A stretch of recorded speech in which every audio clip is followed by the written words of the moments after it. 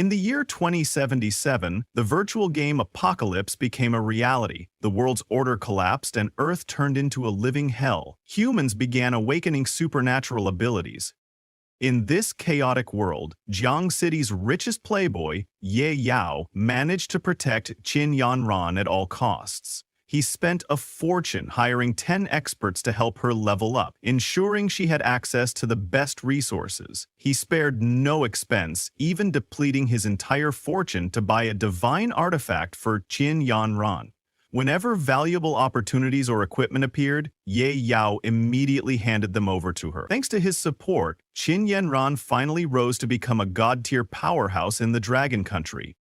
Today was supposed to be their wedding day. Everyone was overjoyed to see what they believed was a match made in heaven. Many even envied Qin Yanran, dreaming of having such a wealthy, devoted man propose to them.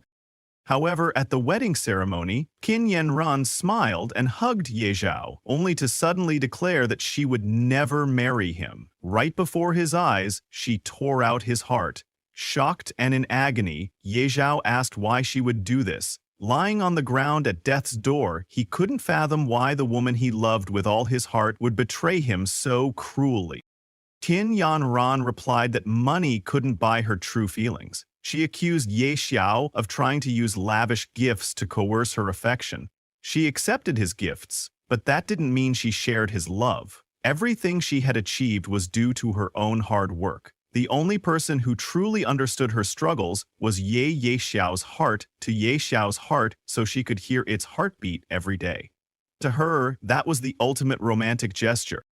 Realizing that Qin Yanran and Zhou Heng had only used him for his wealth, Ye Xiao watched in despair as Zhou Heng laughed and stepped on his face. Everything that belonged to Ye Xiao now belonged to Zhou Heng.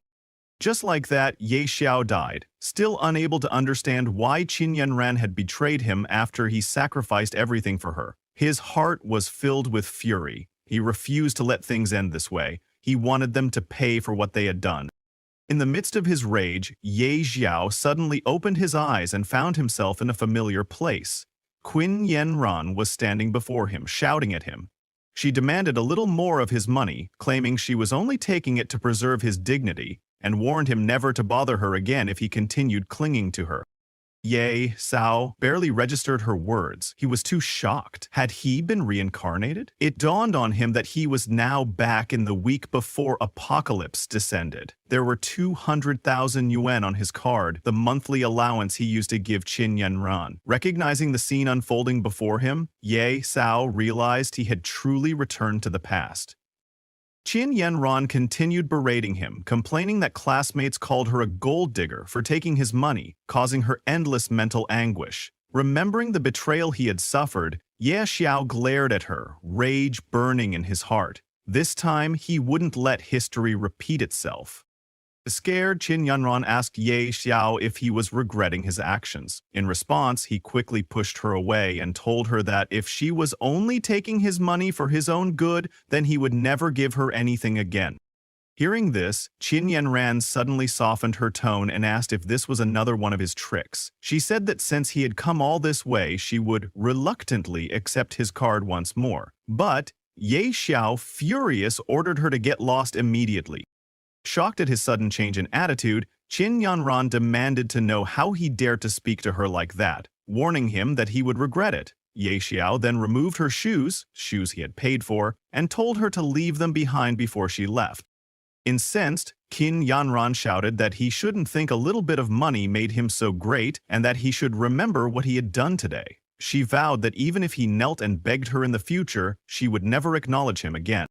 Ye Zhao tossed the shoes into a nearby trash bin, replying that if she truly never wanted to see him again, that would be a blessing. He warned her not to appear in front of him anymore because he had more important matters to attend to than waste time on her. At that moment, Ye Zhao recalled that the Apocalypse beta test would begin in just 1 week. During the first 10 minutes of that beta test, the recharge system would be briefly activated. He needed to secure enough funds before the test started. Immediately contacted Ye Lin, a relative who had always wanted to buy out his shares in the family corporation. Ye Lin was surprised to hear that Ye Xiao suddenly wanted to sell all of his shares. Ye Xiao explained that he wanted 20 billion for the shares, not a cent less. If she agreed, she would have 5 days to complete the paperwork and transfer the money into his account. Ye Lin readily agreed, assuring Ye Xiao there would be no problem. She was pleased to see him finally decide to hand over Ye Corporation to her. However, Ye Xiao reminded her that there was no time for idle chatter and told her to call him once everything was ready. With his financial problem now solved, Ye Xiao only needed to wait for the Apocalypse Beta to arrive. This time, he thought, I'll climb to the top alone. A week later, the Apocalypse Beta arrived. Ye Xiao quickly registered and created his account. A welcome window appeared informing him that this was the beta version of the game, which would last for 3 days. After that, the public version would go live. Logging into the game gave Ye Xiao a familiar feeling. This is it, he thought, the starting point of Apocalypse. He chose the nickname Night Xiao and selected the Beast Tamer class. In his previous life, he had witnessed a guild get obliterated by a god-tier beast tamer commanding a dark abyss dragon. This time, with his unlimited funds and resources, he would master the beast tamer class. After finalizing his nickname and class, Ye Xiao opened the top-up recharge window and successfully deposited $20 billion into the game. Within the next 3 days, he expected the value of those in-game coins to multiply tenfold. Suddenly, the system congratulated Ye Xiao for being the first player to recharge over $1 billion. As a reward, it unlocked a unique hidden profession called Wealth. Ye Xiao was taken aback. He had never heard of a hidden class unlocked by spending so much money. Could it be God of Wealth? At that moment, a red frog appeared from within the system, casually smoking and speaking to him. Ye Xiao stared in disbelief, wondering where the frog had come from. The frog introduced itself as Ebisu, Ye Xiao's wealth mentor, announcing that Ye Xiao was now the 709th god of wealth under his guidance. However, Ye Xiao didn't believe the toad at first. How could a toad possibly be a wealth mentor? Feeling insulted, the toad snapped its fingers to show Ye Xiao what true wealth looked like. Suddenly, countless system notifications appeared before Ye Xiao. Innate talent, wealth rolling in, LV.1, the most basic ability of the god of wealth, allowing him to generate wealth. His gold coins will increase by 1% daily. Innate talent, penny pincher, LV.1. As a god of wealth, he rejects all losses. Upon death, no gold coins or items will drop. Innate talent, extraordinary luck, level 1. It's said that money brings good fortune. Possessing immense wealth also grants excellent luck. Innate talent, unmatched charm, -1. Even the ugliest person becomes handsome when they're generous. His charm increases by +50. Innate talent, power of the wealth god, EV1. As a god, he wields divine power. For every 1,000,000 gold coins he spends, he gains +1 random attribute point, up to 100 points per day.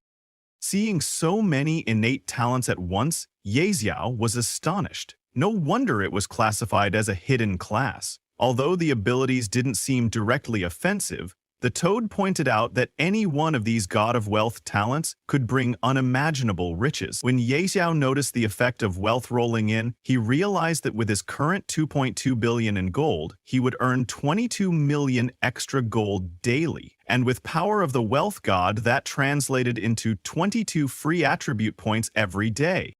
He quickly concluded that this god of wealth class was simply overpowered. In his previous life, he had spent all his money on Qin Yen Ren, but in this life as a god of wealth, he was determined to show the world the true power of money. With this golden finger, he wouldn't have to wait to become stronger.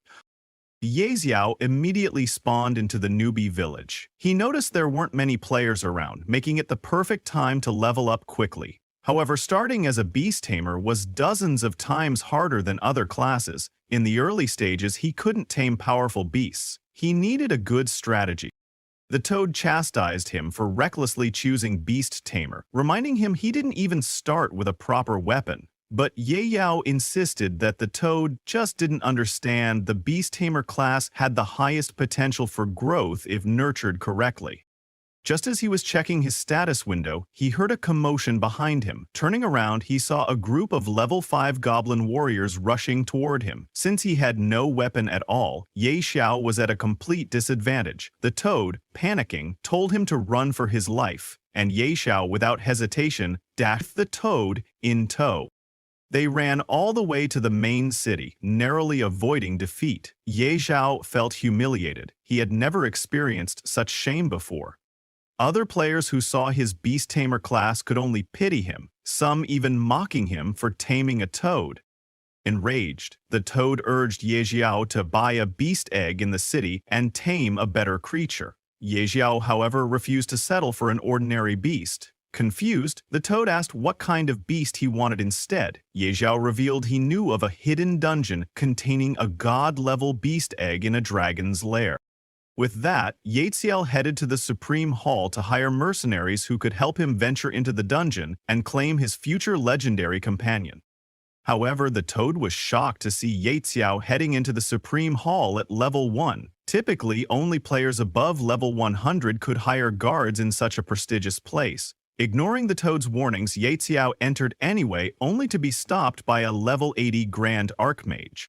The Archmage insisted that this was no place for a low-level player, and politely suggested Ye Xiao return once he was stronger and had a recommendation letter from the City Lord. Ye Xiao admitted he didn't have the letter, so the Archmage ordered him to leave, claiming the Supreme Hall was the Empire's pride and not meant for someone like him. At that point, Ye Xiao mentioned he had heard the Archmage had recently lost something and that he was here to return it. Suspicious, the Archmage declared he had lost nothing and warned Ye Xiao not to lie. In response, Ye Xiao tossed a handful of gold coins onto the ground and told the Archmage to look carefully. Those were the lost coins. A sudden glint appeared in the Archmage's eyes. He quickly collected the gold coins, and his attitude toward Ye Xiao changed dramatically. Showing new respect, he guided Ye Xiao to a VIP room in the War God Pavilion on the upper floors of the Supreme Hall.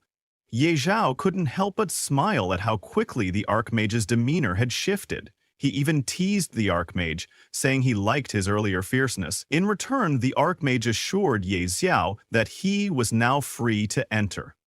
The toad was amazed at how well money could open doors. Once inside, Ye Xiao observed rows of powerful Supreme Hall Honor Knight golems, some at level 80 and others at level 100. Even the toad had to admit the Supreme Hall lived up to its reputation. Anyone who hired a level 100 guardian could practically dominate the newbie village. Yet none of these standard golems appealed to Ye Xiao. He considered them beneath him. Suddenly, a berserk blood warrior approached Ye Xiao and demanded to know who had allowed him inside. Ye Xiao ignored his tone and stated he wanted to hire a divine-leveled golem guardian. The berserk blood warrior scoffed, explaining that divine-leveled golems were exceedingly rare and generally weren't available for hire. Besides, judging by Ye Xiao's current stats, even an 80-level guardian was already more than enough. He doubted Ye Xiao could afford a divine-level contract. Yaozi then declared he was willing to pay 1 billion gold per day, causing the berserk blood warrior to fall silent. His demeanor softened immediately. In a quieter voice, he admitted it wasn't strictly impossible. Rules were ultimately made by people. By coincidence, he happened to know a divine-level spellcaster who might be willing to help. Recalling that divine-leveled spellcasters were incredibly versatile, capable of protection, defense, and offense all at once, Yao Xiao recognized that hiring such a powerful ally from the start would be an enormous advantage. He accepted the Berserk Blood Warrior's offer without hesitation.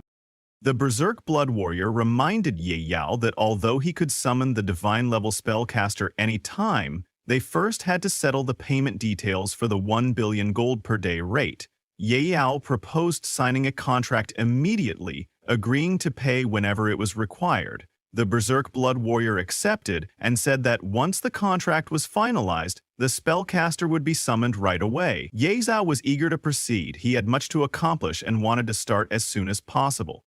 As the contract stabilized, a beautiful female mage suddenly teleported behind Ye Xiao. Her name was Dolores, a divine-leveled spellcaster. According to the contract, she would follow Ye Xiao's orders for the next 24 hours. Curious, Dolores asked what difficult task he needed her for. Feeling a bit awkward, Ye Xiao admitted he had hired her for a very challenging mission. Dolores, however, seemed unimpressed. She assumed there were no truly tough dungeons in the newbie village, mentioning that foes like the Goblin King and even his entire family could be wiped out with a simple wave of her hand. Ye Yao decided to skip any further explanations and asked her to follow him immediately. Together they headed to a monster hunting area. Upon arriving, Dolores summoned a massive firewall spell that instantly obliterated the Goblin Elite warriors in mere seconds. Ye Xiao was stunned by her damage output. It was as if she was knocking the numbers so high they might as well be phone numbers. The other players nearby were just as speechless. They saw Ye Xiao teamed with a spellcaster unleashing insane damage values. Some wondered if he was hacking, but quickly dismissed it. No known cheats existed for the game yet. The only logical explanation was that he had hired an extremely high-level NPC spellcaster. Thanks to Dolores' overwhelming firepower, Ye Xiao's levels skyrocketed. He soon reached level 10, gaining 10 attribute points to allocate freely. He also became the first player in Novice Village 9527 to reach level 10, earning another 10 bonus attribute points. Even more impressively, he was the first player worldwide to hit level 10, which granted him 50 additional attribute points and the special title Speed Ascender. The Toad was amazed at Ye Xiao's rapid progression. Most players were still below level 5, yet Ye Xiao had surged to level 10 in just half a day. In response, the system broadcasted a worldwide announcement. Player Night Sorrow has reached level 10, unlocking the level leaderboard. Other players were shocked, wondering how someone had managed to level up so quickly. Some guessed he might be a game master testing the system, but Ye Xiao didn't care about their speculation. Soon enough, when Apocalypse merged with reality, everyone would discover he was the true god among them. With his new level, bonus attribute points, and the 100 points gained from spending 1 billion gold through his God of Wealth power, Ye Xiao decided it was time to head for his true destination. After a long trek, the Toad finally asked how much farther they had to go to reach the hidden dungeon. Ye Xiao reassured him they had already arrived. Pointing ahead, he announced with a smile, "Welcome to the Dragon's Lair." Meanwhile, in another part of the game, a player, currently only level 3, had been relentlessly hunting elite monsters from the moment he logged in. Despite all his effort, he'd barely reached level 3, yet someone else had already hit level 10. Is there some exploit in the game, he wondered? He'd never heard of Night Sorrow before, but the news both intrigued and excited him. This could mean there was a powerful rival worth competing against. Back to Ye Xiao. Having finally arrived at the hidden dungeon located in Novice Village 9527, deep within Whispering Valley at coordinates 1102-254, Ye Xiao placed his hand on a particular stone to reveal a concealed entrance. As he and his companions entered, a system warning flashed. Warning: this area is extremely dangerous. Leave immediately. Dolores, the divine-level spellcaster Ye Xiao had hired, was astonished by the overpowering aura seeping from the hidden dungeon. She couldn't believe a dragon's lair existed within a newbie village. "How did you even find this place?" she asked, both curious and wary. Now Ye Xiao explained he had no intention of actually fighting a dragon at his current level. A level 100 berserker in his previous life had accidentally triggered a hidden quest, explore the dragon's lair, and discovered the entrance was in the novice village. Nobody believed him at the time, so he ventured in alone and never returned. In Ye Xiao's past life, he'd bought that berserker's battle footage for a high price and learned there was a rare dragon egg in this dungeon. Now he intended to claim it. Both Dolores and the Toad, e.g. Episu, were shocked when Ye Xiao revealed he planned to steal a dragon egg. Dolores warned him that stealing a dragon egg was often harder than slaying the dragon itself. Ye Xiao, however, insisted that someone of her caliber, a god-tier sorceress, could handle the challenge in seconds. Venturing deeper into the lair, the group soon spotted a massive dragon in deep slumber. Dolores froze in place. "That's a Tier 5 Radiant Dragon," she exclaimed in disbelief. "Even a Tier 3 dragon can destroy an entire guild. A Tier 5 Radiant Dragon is in another league entirely." Yao's eyes gleamed. The egg of such a powerful creature had to be incredibly valuable. He was determined to obtain it at any cost. Dolores, however, shook her head, refusing to fight. Even doubling her commission wouldn't change her mind. She claimed it was simply impossible. Ye Xiao then clarified he had no intention of battling the dragon directly, he just needed her to buy him some time while he snatched the egg. Dolores still hesitated. A Tier 5 Radiant Dragon was beyond formidable. As she started to walk away, Ye Xiao tripled her fee on the spot. With such a massive offer, Dolores finally relented. "I can only hold off the dragon for 3 minutes at most," she warned. "Use that time wisely to grab the egg." She then cast multiple buffs on Ye Xiao, each lasting exactly 3 minutes, and told him bluntly, "The rest is up to you." Seeing this, Ye Xiao realized just how incredible and terrifying a god-tier sorceress could be. Sister Tao Lessie unleashed her full power against the dragon, using ice arrows to restrict its movement and draw its rage away from Ye Xiao. With the dragon's attention focused on her, Ye Xiao slipped behind it, hoping to steal the dragon egg undetected. He reminded Sister Tao not to let the dragon notice him, otherwise they'd be done for. But Sister Tao was quickly running out of steam. She called out to Ye Xiao that she could only distract the dragon for another minute and a half, so he needed to hurry.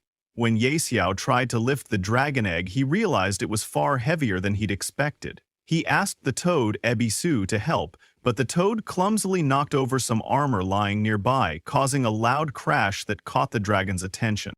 Enraged, the dragon turned toward them. Ye Xiao grabbed the egg in a panic and yelled for Sister Tao to do something. Mustering her remaining mana, Sister Tao erected an ice wall to slow the dragon's advance, but it was nowhere near enough. The dragon roared and unleashed a Dragon King's breath, forcing Sister Tao to warn Ye Xiao to run for his life. She herself fled as well.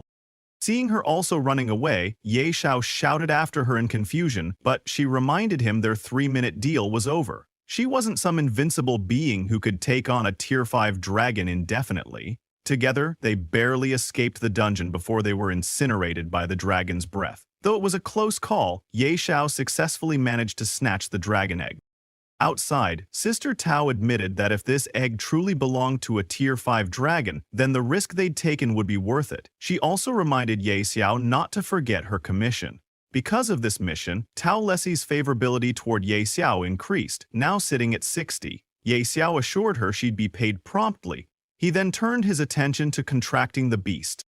The toad teased Ye Xiao, hoping the egg wouldn't hatch into something bizarre. Otherwise, that 300 million he'd spent to hire Sister Tao would have gone to waste. Ignoring the jab, Ye Xiao placed his hand on the dragon egg. Success or failure, it all came down to this moment. The shell cracked, revealing a small green dragon.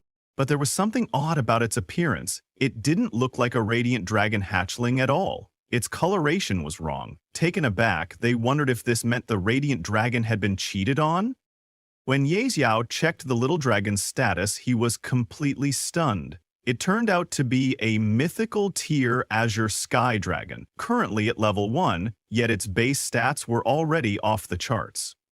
Strength 500, Constitution 500, Agility 500, Spirit 500. In addition, it had several overwhelmingly powerful talents. Absolute Suppression.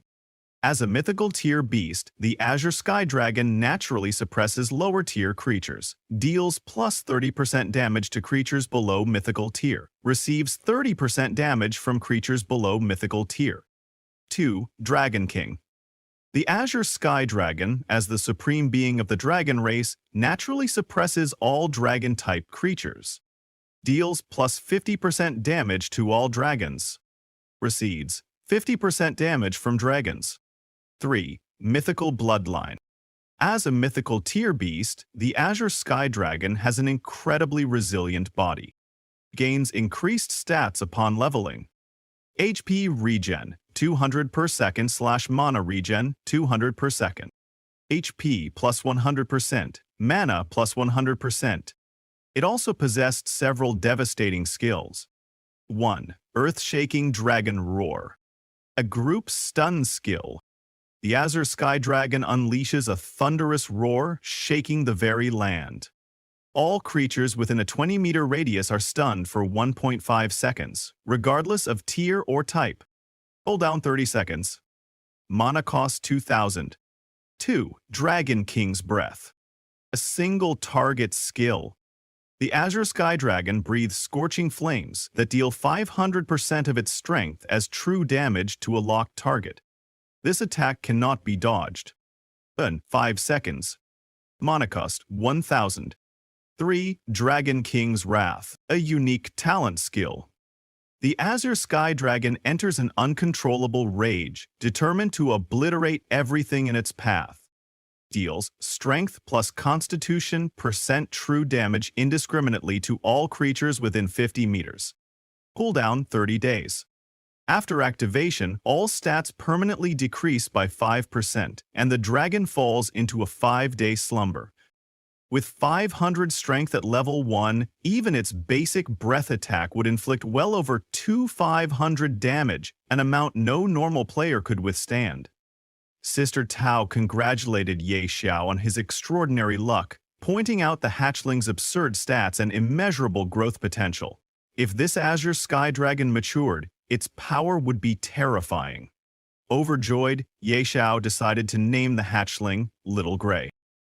The toy was equally delighted that this formidable beast was now unmistakably Ye Xiao's companion rather than his own.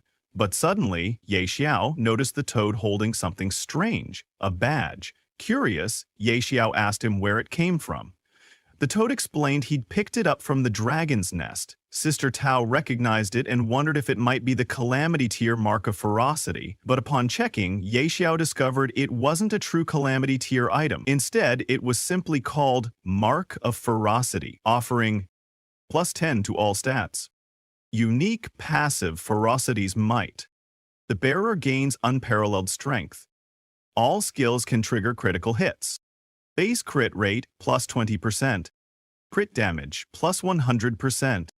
It also had an active skill called Ferocious Massacre, which unleashed the mark's power to deal 1,000% of the user's spirit as true damage to a target. This attack had double the normal crit chance, and if crit chance exceeded 100%, any overflow converted into additional crit damage. It also had a 5% chance to cause instant death. If the target's HP fell below 20%, the instant death effect was guaranteed. The skill's cooldown was 10 days.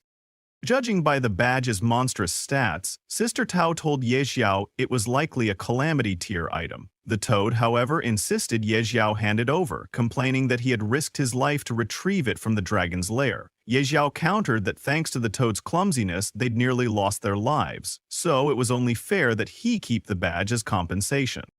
Still unwilling to concede, the toad demanded 10,000 coins per day if Ye Xiao wanted to hold on to the badge. Ye Xiao tried to sweet-talk him, saying they were buddies and money shouldn't matter between them. The toad snapped back that Ye Xiao only acted friendly when he wanted something. Otherwise, he treated the toad as nothing more than a toad. Ye Xiao simply laughed, saying that with this badge, cutting through goblins would be like slicing butter. But the moment he equipped the badge, he triggered a hidden quest. The Forbidden Adjudicator. Though mighty, the King of Ferocity was consumed by the abyss. Bearer of the Mark of Ferocity, seek the truth. Objective, find the Fang of Ferocity. Startled by the sudden hidden quest, Ye Xiao wondered what the Fang of Ferocity was. Sister Tao, who knew of it, explained that it was a god-tier assassin's dagger, forged from the fangs of an abyssal beast. Known for explosive power, the fang seemed linked to the Mark of Ferocity. However, she warned that reaching the Abyss continent would be a long journey. Before Ye Xiao could ask for more details, his daily gaming time ran out. He would be forcibly logged out in 3 minutes. Sister Tao opened a teleportation portal to return to the Supreme Hall, remarking that she hadn't expected a hidden dungeon in a starter village to take so long. She reminded Ye Xiao that if he ever needed help with another dangerous dungeon, he could hire her anytime. Ye Xiao said his goodbyes and logged out to rest. Since the Doomsday game was still in beta and hadn't fully merged with reality yet, no need to push his body too hard. The next day at Ye Xiao's home, Ye Xiao browsed the internet for news about Doomsday and found countless popular articles discussing the game's dominance in the gaming community. It topped discussion charts and players were complaining about the game's difficulty. Many spent entire days playing but only reached level 2, dying repeatedly and suffering stat resets. Some posts also mentioned Ye Xiao, the mysterious player who'd reached level 10 in just one day, while most couldn't even scrape together enough experience to level once. Many questioned if he was cheating or hacking. There were more serious reports as well. On Doomsday's first day, many players died in-game and experienced severe physical symptoms after logging out, with some even requiring hospitalization. Cases of organ failure among survivors were emerging. In response, several governments had issued warnings against playing the game. Because of so many reported deaths, multiple nations were now banning Doomsday. Seeing this news, Ye Xiao could only laugh. He knew that once the game merged with reality, those countries would regret it and everyone would suffer. While he was enjoying his morning, his phone suddenly rang. It was his girlfriend Qin Yanran calling from North Hua Hospital. She demanded Ye Xiao bring some food for Zhou Hong and pay his medical bills. If he did so, she would act as if nothing had ever happened between them. In response, Ye Xiao ended the call and blocked her number, unwilling to tolerate her demands any longer. Meanwhile, at the hospital, Zhou Hong asked Qin Yanran if she was sure Ye Xiao would come just because she called. Qin Yanran told him not to worry. She believed Ye Xiao loved her so deeply that he would show up the moment she summoned him, like a dog. They seemed pleased with themselves until a doctor appeared, telling them they would have to settle their bill and be discharged early. Qin Yanran questioned why they needed an early discharge. The doctor explained that the hospital was overwhelmed with organ failure patients, people who had been playing Doomsday and they were running out of beds. Yanran sarcastically asked if they considered poor people's lives worthless, but the doctor insisted they pay their bill and vacate the room by day's end. Zhu Hong stopped Yanran from arguing further. He said that the game clearly wasn't simple and he intended to get discharged so he could keep playing. First, however, he asked Yanran to cover the hospital fees, but she didn't have any money. She had refused Ye Xiao's monthly allowance. Zhu Hong then remembered that Ye Xiao used to give her 200,000 yuan every month for living expenses, but Yanran stated she wouldn't take any of Ye Xiao's filthy money, insisting she was not some object he could buy with lavish gifts. She felt sick just thinking about him. Growing worried, Zhou Hong told Yanran to send Ye Xiao another message asking for money because he planned to start a Doomsday gaming studio. For Ye Xiao, that kind of money was nothing, but for them, it was crucial. Yanran reassured Zhou Hong that once Ye Xiao showed up, she would say a few sweet words and he would obediently hand over the money. Meanwhile, at Ye Xiao's home, he had been sleeping after logging out of the game. When his alarm went off, he woke up, ready to log back into Doomsday. He wanted to continue leveling up before the beta fully merged with reality. Upon logging in, he found himself back in Novice Village. He summoned the toad, Ebisu, and told him they needed to level up quickly and leave the village. However, in a place where most players were still level 1 or 2, Yao Zhao, already level 10, stood out significantly. A crowd began gathering around him, amazed that the top-ranked player on the leaderboard was right there. People were curious, some inviting him to join their teams, even offering cute little girls in their parties as incentives. Despite changing into a masked outfit to hide his face, Ye Xiao couldn't conceal the level floating above his head. To escape the attention, he ran out of the novice village as fast as he could. Unfortunately, other players still chasing him for answers or opportunities followed him outside. Even after leaving the village, they continued pursuing him, determined to catch up to the game's most mysterious powerhouse. To escape the pursuing crowd, Ye Xiao rushed into a level 10 trial zone, a treacherous area with monsters too powerful for the level 2 or 3 newbies who had been chasing him. Just as he'd hoped, they all stopped at the entrance, unwilling to risk their lives. With a sigh of relief, Ye Xiao noted that they weren't stupid. They knew better than to follow him any further.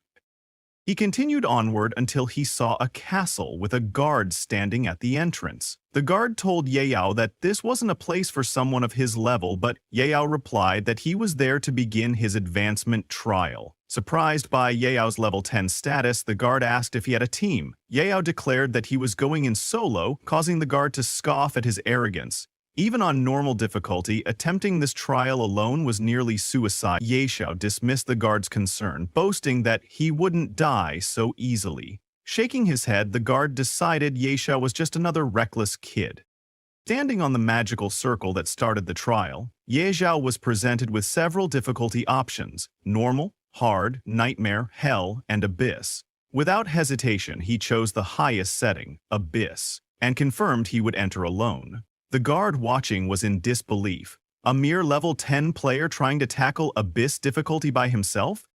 Ye Xiao recalled that in his previous life he had tried this trial with full bronze gear and an elite team, yet they'd nearly been wiped out because he'd had to babysit Qin Yunren. This time, he was determined to get revenge and erase the shame of his past. Summoning Little Gray, his mythical grade Azure Sky Dragon, he felt confident he had nothing to fear. Suddenly, Ye Xiao heard movement behind him. It was a level 10 mutated snow wolf with 5,000 HP and 50 MP, along with imposing stats: Strength 300, Constitution 500, Agility 300, and Spirit 500. As an abyss creature, once it locked onto a target, it was like facing death itself. Even Ye Xiao felt a twinge of fear. 500 and 0 HP was immense for a level 10 monster. He quickly commanded Little Gray to attack. The dragon unleashed Dragon King's Breath, dealing a massive 2,500 damage. Little Gray followed up with physical claw attacks that did another 500-600 damage. The Snow Wolf's HP plummeted, sending it into a berserk state. Before it could strike back, Little Gray used earth-shaking Dragon Roar, stunning the wolf and leaving it helpless. Then another Dragon King's Breath finished the job. Upon defeating the wolf, Little Gray leveled up 4 times in a row. Ye Xiao was thrilled to see such rapid progression, plus 4 levels in an instant. Checking Little Gray's updated stats, he found that the dragon gained plus 50 to each stat per level, confirming that mythical grade beasts grew at a terrifying rate. It even unlocked a new, incredibly powerful skill. The Snow Wolf also dropped some impressive loot: a Blood Wolf Fang dagger, dark gold grade, and a Snow Wolf bow, dark gold grade. Xiao marveled at the quality. Mutated bosses in Abyss difficulty seemed to drop vastly superior items compared to his past life. While he was inspecting his new gear, another demonized monster suddenly appeared behind him. Its stats were just as insane. Without hesitation, he ordered Little Gray to engage, and their battle raged on for another half hour. After half an hour, he finally defeated the Dark Abyss Tiger. Yet after such a fierce battle, he was so exhausted it felt as if his legs would fall off. Still, defeating the Dark Abyss Tiger yielded several dark gold grade items, including a pitch-black sword, one-handed, and a spiked tiger shield, one-handed. Toda also picked up several pieces of gear. With this equipment, once he returned to the city, he could earn a decent amount of gold. However, Ye Xiao told him that he wasn't heading back. Instead, he wanted to challenge the trial boss and take it down. Toda was shocked. He asked Ye Xiao if he was joking. Even though they had killed so many monsters, Ye Xiao was still only level 7. How could he possibly handle the boss alone at that level? Ye Xiao told Toda not to worry. In his previous life's Abyss trial, the final boss was only Lord level. With Little Gray, who could easily take down 2 demonic monsters, and with everyone's help, defeating a Lord level boss would be as simple as slicing vegetables. He promised Toda he would show him what it meant to be a pro. Toda, however, was skeptical. They soon reached the deepest part of the abyss. The system immediately warned them that they had entered an extremely dangerous area and advised them to flee. Nevertheless, Ye Xiao was determined to see this through. In his past life, he had been a man of honor, trapped by love and emotions, only to be betrayed in return. But in this life, he was the Abyss Envoy, wielding the strongest power of the apocalypse, and he refused to leave before fully embracing the abyss. Advancing further, they came upon a fearsome monster seated on a throne. It was the Abyss Wanderer King, boasting overwhelming stats. Many of its attributes, like health, talents, and skills, were unknown, likely because Ye Xiao's level was too low to see them. Everyone was stunned. They had expected a Lord-level enemy, but instead found themselves facing a King-level boss. Ye Xiao was just as astonished. In his past life, the boss had clearly been Lord-level. Why was it king level now? With 5,000 spirit points, it was purely magic-based, possessing 0 strength and agility. Its normal attack damage was negligible and its attack speed was extremely slow. But if any of its spells struck Ye Xiao, he would be done for. Knowing a king-level boss was no joke. Ye Xiao ordered Little Gray to follow his commands precisely. Since the boss was slow, he instructed Little Gray to keep moving and attacking, never to engage in a prolonged fight. Little Gray obliged by constantly repositioning and striking, giving the king-level monster no chance to counterattack or activate its abilities. Ye Xiao was thrilled. If everything went according to plan, they would soon bring it down. But suddenly, Ye Xiao noticed the monster was just staring at him, not moving. He realized something was amiss, and he was right. The monster had been preparing a powerful magic spell aimed directly at him. Toda cried out for Ye Xiao to dodge. He barely managed to evade the spell, but the boss continued focusing all its attacks on him. Confused about why the boss singled him out, Ye Xiao called for Little Gray to help before he ran out of stamina. Little Gray rushed in, unleashing a Dragon King's breath that sent the boss crashing into a distant wall. If the boss didn't die soon, Yao would collapse from constant movement. Irritated and frightened, Toda shouted that if Yao ever dragged him to such a dangerous place again, he would refuse to come.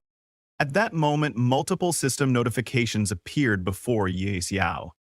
Congratulations! You have completed the Abyss trial. Your beast, Little Gray, has reached level 10. You are also the first adventurer to clear this trial, and your reward is +5 to all attributes. With the boss finally slain, Ye Xiao exhaled in relief. He then turned to Toda, calling him a coward. Toda argued back. If Ye Xiao was so fearless, why had he run so fast to save himself? Ignoring the retort, Ye Xiao approached the fallen boss to see what kind of loot a king-level monster would drop. Meanwhile, a loud system announcement echoed throughout the game. Player Ye Xiao from Daxia Nation has completed the Abyss trial, becoming the first adventurer in history to conquer it. He has earned the legendary title Abyss Envoy. This is hereby announced. Players across the game were stunned. It had only been 2 days since launch, yet someone had already cleared an Abyss-level dungeon. Those from Daxia Nation were especially astonished. A top-ranked player came from their homeland, and his name alone graced the leaderboard. This person was truly extraordinary. Many large and powerful guilds immediately began investigating Ye Xiao in hopes of recruiting him. Back in Beginner Village 9527, the players were excited to learn that the famous new level 10 expert was from their very own village. Zhou Hong, now discharged from the hospital, resumed playing. He told Yan Ran that if they could befriend this pro and team up with him, they would become famous in no time. Even someone like Ye, second-generation kid, might eventually look up to them. Yan Ran asked if he truly believed a simple game could help him reach the pinnacle of life. Zhou Hong replied that something about this game felt different and that she should trust his judgment. He then asked if she had contacted Ye Xiao to help them level up. After all, he was rich and a gaming expert. Jianran refused, telling Zhou Hong that she would not reach out herself. If he wanted to, he could do so, but she wasn't that shameless. Yanran told Zhou Hong to stop bringing up Ye Xiao. It was so rare for them to have some time alone together. Since she had never played the game before, she asked him to teach her so they could enjoy some time together. Realizing her intention, Zhou Hong suggested they go level up. Meanwhile, Ye Xiao had just defeated a hidden dungeon boss and was stunned by the loot. After all that effort, the boss had only dropped a single fragment, an item he had never encountered in his previous life. It was called the Abyssal Stone Fragment, with an unknown grade and currently unidentifiable. Seeing no immediate use for it, Ye Xiao decided to head back to the spawn point, planning to get it appraised later. He had passed the trial, so leaving the beginner's village and heading to the main city took priority. Upon emerging from the dungeon, Yesiao found the guard at the entrance in complete disbelief. Someone had actually solo cleared the trial on Abyss difficulty? Yesiao told the guard to stop wasting time and open a path to the main city so he could leave the beginner's village. The guard quickly activated the teleportation gate and congratulated Yesiao on passing the trial. He also gave Yesiao a guide token, which granted free entry to and from the main city. Yesiao thanked the guard for his help. In addition, because Ye Xiao cleared the Abyss level advancement trial, he was entitled to an epic item, the Badge of Valor. This badge served as proof of a hero and was only awarded to those who cleared the Infernal level trial, an extraordinary feat. Equipped with this badge, Ye Xiao's base stats would increase by 20 and his charisma by 3. He also gained a passive skill called Valor's Might, which increased his strength by 10% for 1 minute whenever his HP fell below 30%. Ye Yao was amazed by the Badge of Valor's effects. After receiving it, he stepped into the teleportation portal and arrived moments later in the main city of Windleaf. The system congratulated him on entering a new area. Ye Yao was surprised to see how quiet the city was. In his previous life, the job transfer square would have been packed with hundreds of players. Arriving so early really changed the scene. Without delay, Ye Xiao set out to find Beastmaster Gutol. A companion named Toda was puzzled and asked why Ye Xiao was looking for a Beastmaster when he was already a beast tamer. Ye Xiao just smiled and said Toda would see soon enough. Before long, Ye Xiao reached Beastmaster Gutol, finding an older man sitting by the entrance. Ye Xiao approached and said he wanted a job transfer. However, the old man dismissed him outright, telling him to bother someone else. Ye Xiao insisted that he wanted to transfer to the hidden class Beast Whisperer, and that only Gutol could grant it. At this, the old man glared and said that becoming a Beast Whisperer wasn't for just anyone. If Ye Xiao wanted to join this class, he would have to prove his strength first. Gutol ordered him to head to the outskirts and bring back 100 demon wolf cub eyes. Toda was shocked and asked how Ye Xiao even knew about this hidden class quest. Ye Xiao, however, had no intention of spending time hunting 100 elite monsters. Hearing this, the old man scoffed and called Ye Xiao a useless fool, saying that if he couldn't even handle that, he had no chance of becoming a Beast Whisperer. In a huff, Gutol told Ye Xiao to get lost and stop wasting his time. In response, Ye Xiao retrieved the Badge of Valor from his pocket and explained that there might be a misunderstanding. He didn't think he needed to kill any demon wolves. This badge alone should prove his strength. The old man was astonished to see the epic Badge of Valor, shocked that someone so young had already cleared the Infernal level advancement trial. The old man grew even more surprised and asked Ye Xiao if he truly cleared an Abyss level trial. He also wondered how many people had been on Ye Xiao's team. Confidently, Ye Xiao revealed that he had gone in alone and defeated the Abyss level challenge by himself. Awkwardly laughing, the old man declared that he had known Ye Xiao was extraordinary from the very start, a true dragon among men. Ye Xiao couldn't help but be taken aback at how fast this man's attitude had changed. Not long ago, the old man had called him a useless fool, and now he was showering him with praise. Without wasting any time, Ye Yao asked if he could finally transfer to the Beast Whisperer class. The old man nodded but admitted he first wanted to see what kind of beast could survive an Abyss-level trial. Ye Yao then showed him his little dragon hatchling. Taken aback, the old man broke into a cold sweat. He could hardly believe he was looking at a god-tier dragon hatchling. He never expected to witness such a creature in his lifetime. However, the old man told Ye Xiao that he might not be able to transfer him to the Beast Whisperer class that day. When Ye Xiao asked why, the old man explained that the Beast Whisperer class was simply unworthy of a god-tier beast. Instead, he would introduce Ye Xiao to the Royal Chief Beast Tamer. He handed Ye Xiao a referral letter and gave him directions, insisting that only the Royal Chief Beast Tamer could properly guide him. Upon receiving the letter, Ye Yao triggered a new hidden class quest, Dragon's Whisper. After securing the referral letter, Ye Yao headed toward the royal city to find the Royal Chief Beast Tamer. As they traveled, Toda marveled at Ye's luck in discovering a hidden class. Ye Yao then mentioned that the Royal Chief Beast Tamer was quite far away, and that he had other matters to handle first. Confused, Toda asked what those matters were. Ye Yao only smiled and told him to follow along, because he needed to complete another hidden quest. Still perplexed about how Ye Xiao knew so many hidden quests, Toda went with him. Soon they arrived in front of a grand church-like building where a beautiful woman stood surrounded by guards, searching for something. Jokingly, Toda asked if Ye Xiao planned to sell himself to a wealthy lady.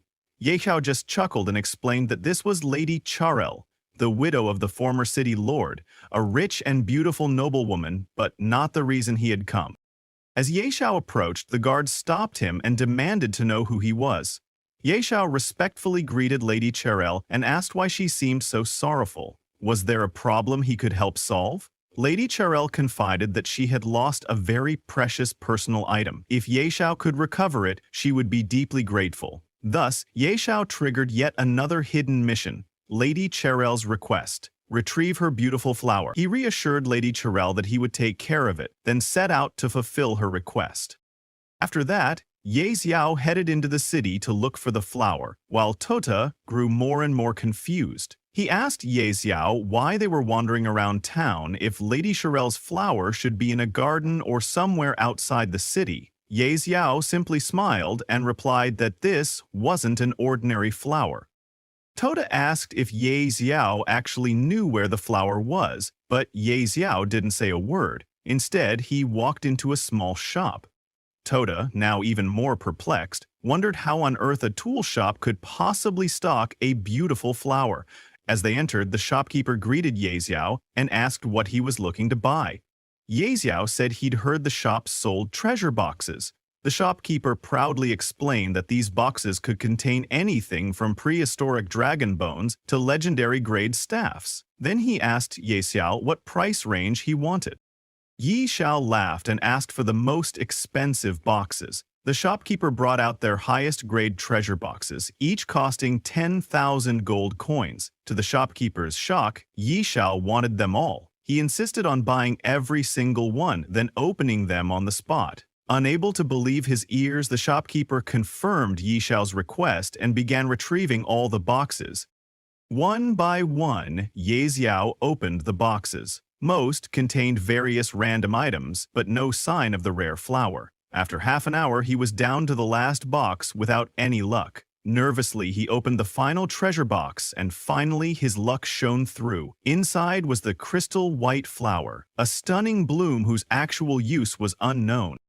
Overjoyed, Ye Xiao rushed back to Lady Charel's estate to deliver the flower. Meanwhile, Lady Charel was taking a bath, talking with her maid Liz about whether anyone would actually be able to find it. Liz nodded and reassured her that, with Lady Charel's fortune, luck wouldn't fail her. Just then, another maid dashed into the bathroom, announcing that a young man was outside, claiming to have brought the flower Lady Charel desired. Shocked, Lady Charel stood up, momentarily forgetting she wasn't wearing anything, unable to believe someone had truly found it so quickly. After hastily dressing, she came out to greet Ye Xiao. A guard gestured toward him, explaining that he was the one who had come with the flower. Ye Xiao presented the box to Lady Charel and invited her to inspect its contents. Overjoyed to see the very flower she had been searching for, Lady Charel thanked him profusely. Turning to Ye Yao, she asked what reward he wanted, money or perhaps a rare artifact. She was more than ready to repay him for his trouble.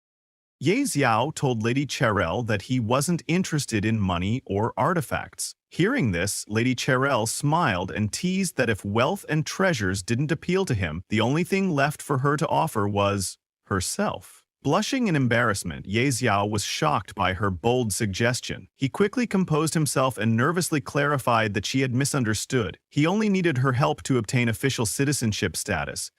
Lady Cherry laughed, amused by Ye Xiao's noble demeanor and charm, and her favorability toward him increased. "You little rascal," she teased. "So all you wanted was citizenship? That's easy." She called for one of her maids, Eliza, to prepare the necessary papers and her official seal.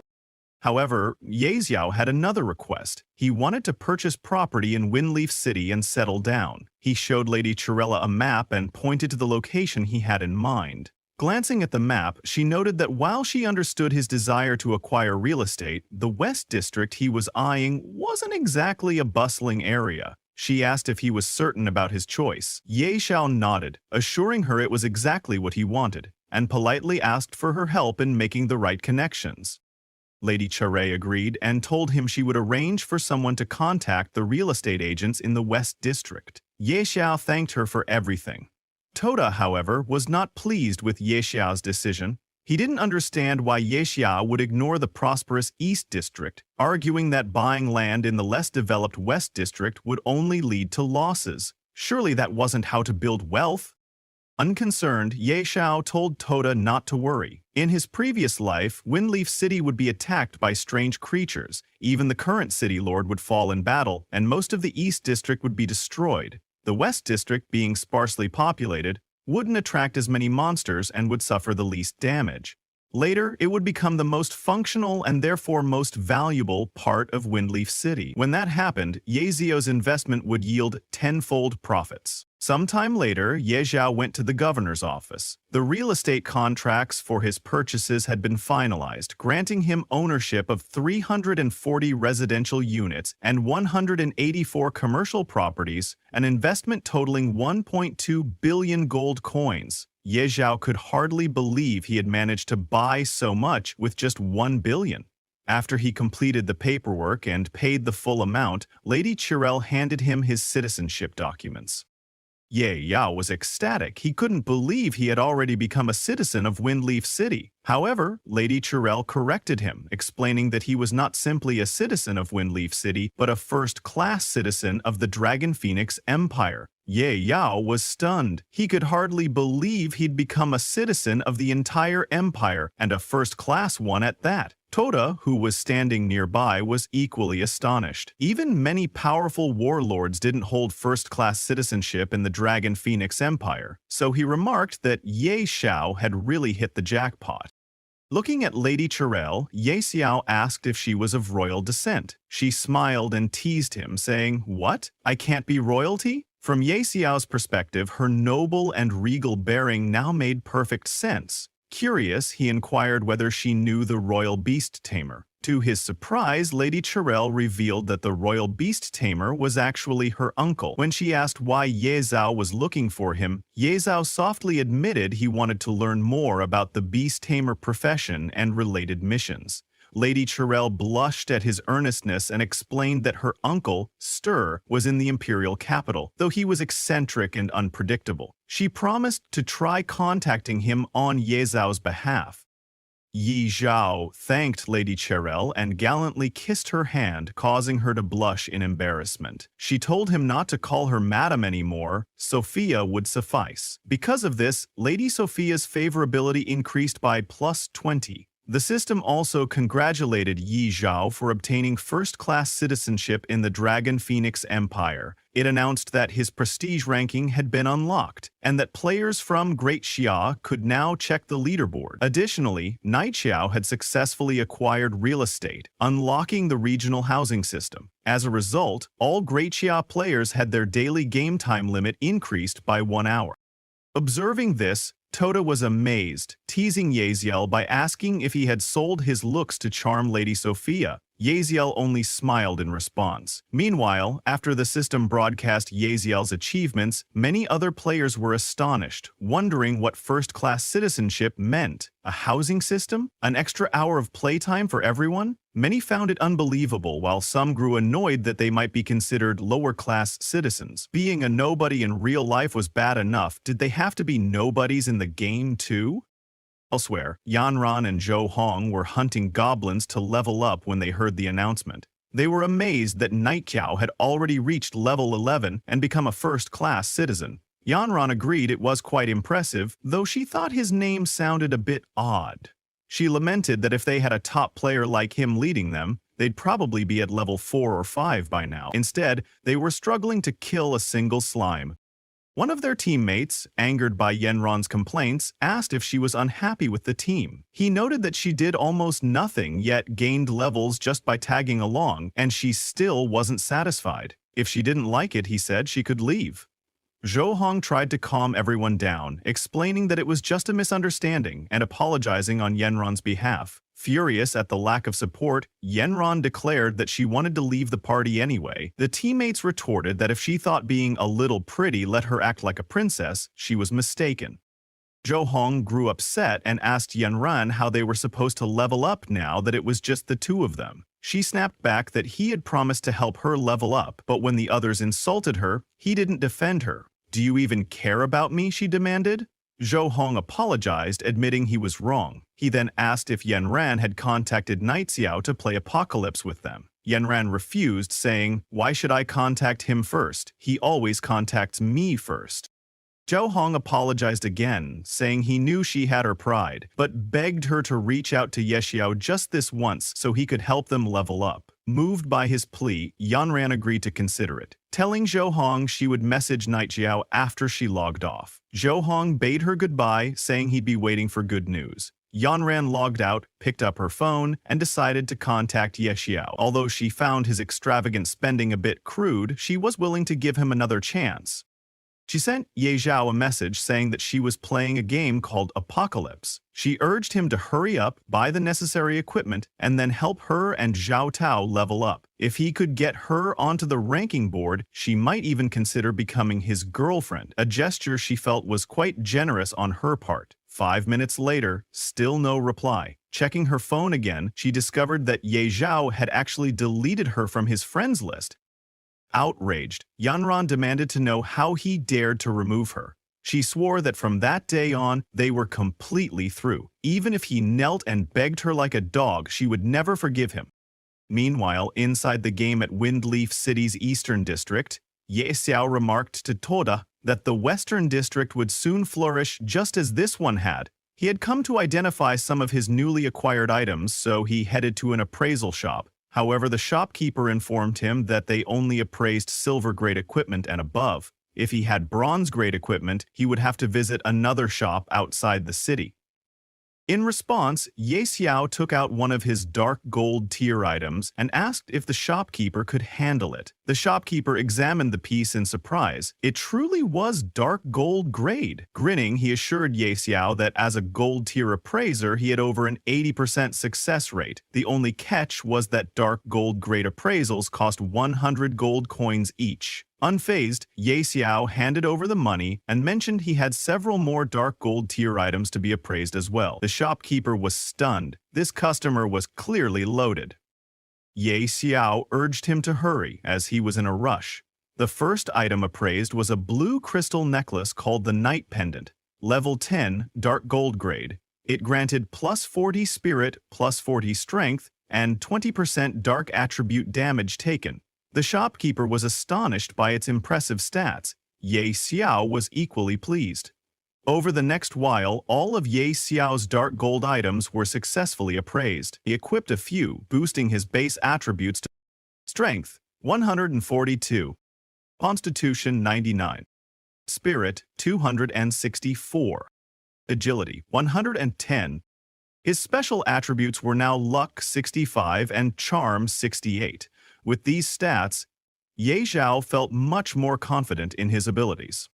Toda then asked what their plan should be, noting that Lady Sophia had yet to send any updates. Ye Xiao decided they might as well head to Grey Mist Valley for some leveling. Moments later, they arrived. Toda was startled by the sight of level 20 monsters, warning that it wasn't a suitable place for a level 11 player. Ye Xiao nodded in acknowledgement, but before they could proceed, a group of level 21 gray hyenas appeared. Corrupted by the valley's gray mist, these hyenas were more violent than normal, known to strike from behind.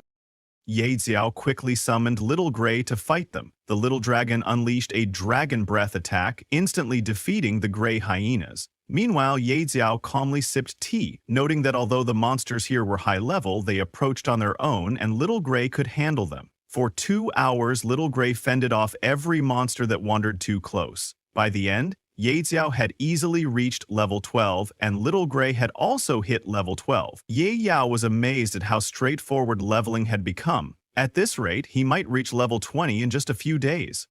While looting the fallen monsters, he discovered a beginner fireball spell scroll. Toda joked that a beast tamer using fireball might look odd, but Ye Xiao merely smiled, insisting that more skills were always better. He successfully learned Fireball, which dealt 150% of his spirit as magic damage, had a 1-second cast time, cost 50 MP, and had a 5-second cooldown.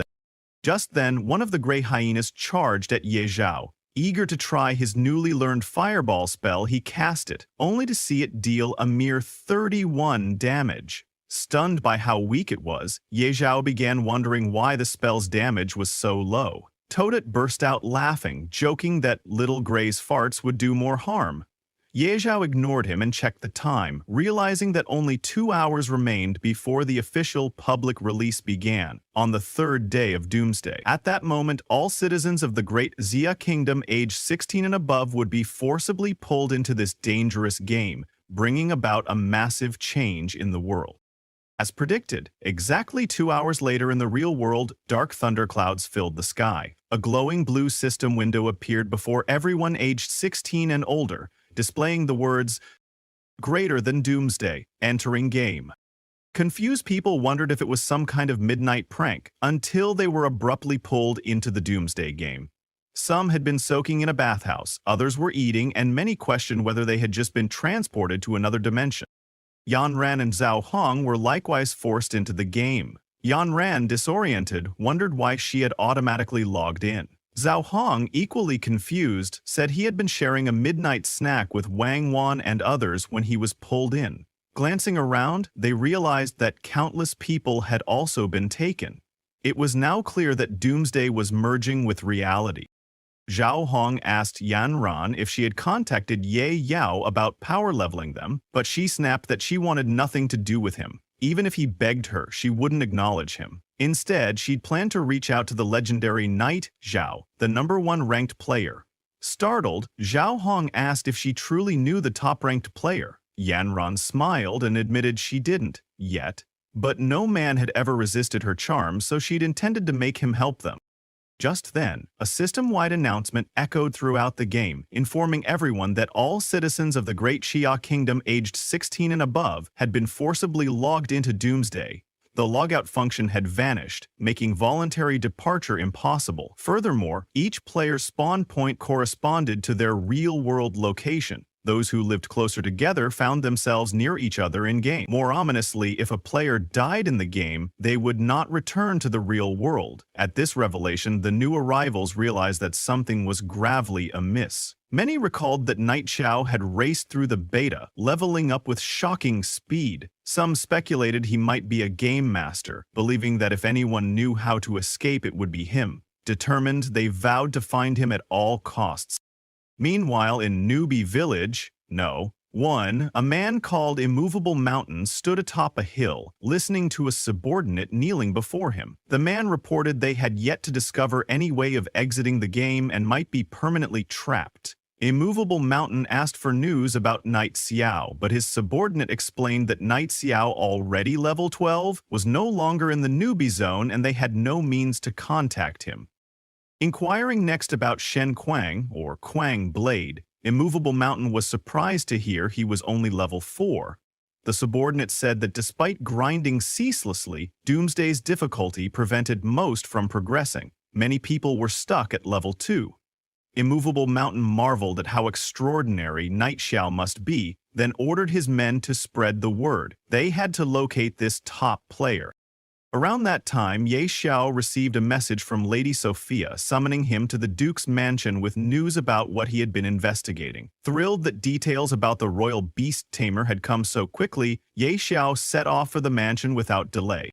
As Ye Xiao entered the mansion, he was momentarily stunned by Lady Sophia's revealing outfit. Blushing with embarrassment, he thought she looked incredibly seductive. Who could resist that? Quickly changing the subject, he asked if there was any news about the royal beast tamer. Lady Sophia explained that her uncle, Stir, was currently traveling and couldn't return just yet. Disappointed, Ye Xiao felt his hopes sink, but Lady Sophia continued, saying that her uncle had asked her to tell Ye Xiao how to unlock the hidden class. Surprisingly, it was located right here in Windleaf City. Ye Xiao's eyes lit up. He'd assumed he would have to travel to the ends of the earth, only to discover the treasure was practically in his own backyard. He pressed Lady Sophia for details, and she hesitantly told him that, according to her uncle Stir, a very powerful dragon resided at the top of Dragon Ridge, just outside the city. Beneath that dragon's lair lay a labyrinth. Deep inside it, Dia, recalling his past Heath knowledge, asked if she meant the cave maze. Startled, Lady Sophia wanted to know how he knew its name. Yezia sidestepped the question, claiming he had heard of it before. In his previous life, he had grinded the cave maze extensively, facing only a level 80 demonized boss, no dragon. He wondered if something had changed this time. Lady Sophia confirmed that her uncle insisted a dragon guarded that area. Without hesitation, Ye Xiao decided to check it out immediately. Alarmed, Lady Sophia reminded him he was only level 12 and that adventurers far stronger than him had never returned alive from a level 80 zone. He assured her that he had his methods. Tota grinned, chiming in that Ye Xiao had once stolen a dragon egg, so a mere labyrinth was nothing. Give him enough money, and he'd even take down a dragon. Dealing with dragons was Ye Xiao's specialty, apparently. Retrieving his Supreme Hall token, Ye Xiao summoned Dolores. Lady Sophia was stunned. How could a level 12 player possess a Supreme Hall token? Dolores appeared and asked why Ye Xiao had called Big Sis this time. Ye Xiao explained he had a big job for her. Surprised, Dolores asked if this was another dragon mission. When Ye Xiao nodded, Dolores couldn't help but ask if he had some grudge against dragons. After all, he'd nearly broken her back last time while stealing that dragon egg.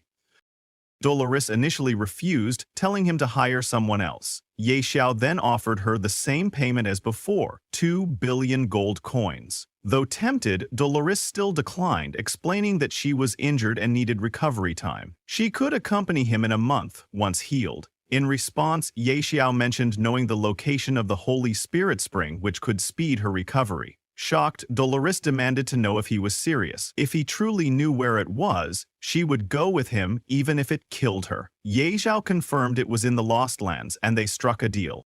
Watching from a distance, Lady Sophia thought Ye Xiao was beyond anything she could have imagined. She couldn't help but anticipate his future growth, perhaps even to the level of a god-tier powerhouse. Meanwhile, outside the beginner village, many players gathered around a man named Wang Qian, who had just been slashed twice by a goblin. After respawning, his organs began failing. Panic spread as people realized the game could truly kill them. Everyone wanted to go home, but nobody knew how to log out. Suddenly, someone mentioned hearing about a player who had already reached level 12. Maybe they should find him and ask for help. On the other side of the world, Ye Xiao and his group reached Dragon Ridge, where the Holy Spirit Spring was rumored to be. Tota, admiring the area's beauty, remarked that it hardly seemed like a dragon's hiding place. Dolores cautioned him that the more peaceful a place looked, the deadlier the danger lurking there. Ye Xiao agreed, pointing out that the monsters here were level 80.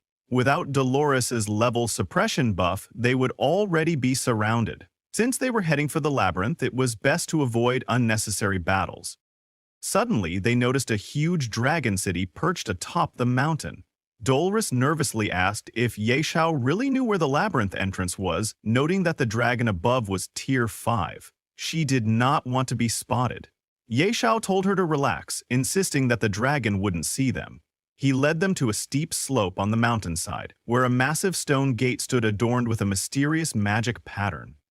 Examining the magical array, Dolores remarked on its sophistication. She saw no lingering magic residue and doubted she could open it. Ye Xiao reassured her, drew a knife, cut his hand, and let a few drops of blood fall onto the teleportation array. Startled, Dolores asked how he knew how to activate it. Ye Xiao only smiled in response. He told Dolores that he had his own ways and asked her to just follow him. Dolores couldn't believe how mysterious he was and wondered just how many secrets he was hiding. But when Ye Yao entered the cave, the system warned him that the area they were entering was an extremely dangerous zone called the Dark Cavern Maze. This maze had only one exit, and if they didn't find it within the time limit, they would be trapped forever. However, that wasn't the only thing to worry about. The maze was also occupied by dangerous creatures, and they had only 180 minutes to complete it. Hearing this, Ye Xiao was confused. He couldn't believe it was now classified as an eerie zone with only 3 hours to escape. In his previous life, he had heard the time limit was 3 days. The only explanation he had was that something was off. Even the time limit had been shortened this time. Dolores, a little worried and scared, warned Ye Zhao, "This mission is even more dangerous than facing a Tier 5 dragon. Are you sure you still want to go after those items?" Ye Zhao smiled and told Dolores, "You're a god-tier sorcerer. You can't be scared of something like this." Dolores couldn't believe it. "This brat actually thinks I'm scared?" She laughed and said, "Don't be ridiculous. I'm a god-tier powerhouse, a Supreme Hall Elder, and a top sorcerer. I'm not afraid of some mere eerie maze." Ye Zhao smiled and said, "That's what I wanted to hear." Then he asked Dolores, "Do you know concealment magic?"